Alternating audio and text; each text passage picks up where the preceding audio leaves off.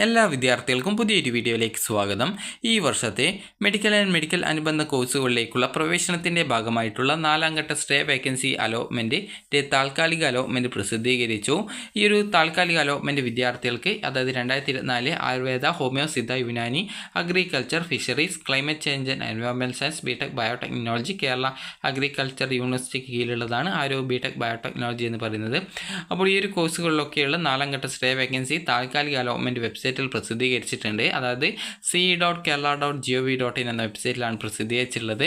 താൽക്കാലിക allotment list സംബന്ധിച്ച് നിങ്ങൾക്ക് എന്തെങ്കിലും പരാതികൾ ഉണ്ടെങ്കിൽ പ്രവേശന പരീക്ഷാ കമ്മീഷനുടെ വെബ്സൈറ്റല്ല ഇമെയിൽ ID ആയിട്ടുള്ള ce.info.ce@kerala.gov.in എന്ന ഇമെയിൽ മുഖാന്തരം 17/12/2024, അതായത് ഇന്ന് ഉച്ചയ്ക്ക് 12 മണിക്കുള്ളിൽ നിങ്ങളുടെ പരാതികൾ അറിയിക്കേണ്ടതാണ്.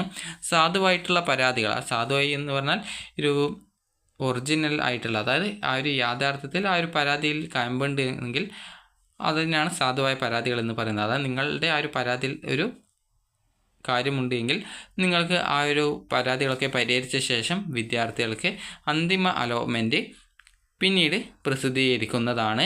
വിശദവിവരങ്ങൾക്ക് ce.kerala.gov.in എന്ന വെബ്സൈറ്റ് സന്ദർശിക്കുക എന്ന് പറഞ്ഞിട്ടുണ്ട്. അതുപോലെ തന്നെ ഹെൽപ്പ് ലൈൻ നമ്പർ കൊടുത്തിട്ടുണ്ട്. ഇനി നമുക്ക് എങ്ങനെ ഈ ഒരു അലോട്ട്മെൻറ്റ് പരിശോധിക്കാം എന്നുള്ളത് നോക്കാം.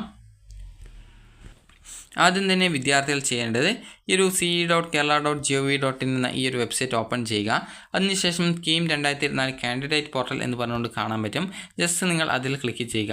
ക്ലിക്ക് ചെയ്ത ശേഷം വിദ്യാർത്ഥികൾക്ക് ഇവിടെ കാണാൻ സാധിക്കുന്നതാണ് അലോട്ട്മെൻറ്റ് ലിസ്റ്റ് എന്ന് പറഞ്ഞുകൊണ്ട് കാണാം. അപ്പോൾ ആ ഒരു അലോട്ട്മെൻറ്റ് ലിസ്റ്റ് എന്നുള്ളത് ക്ലിക്ക് ചെയ്തത് ആ ഒരു പേജിലേക്ക് പോവുക. ഇവിടെ നിങ്ങൾക്ക് stay vacancy round for AYUSH or allied എന്ന് പറഞ്ഞുകൊണ്ട് കാണാൻ പറ്റും.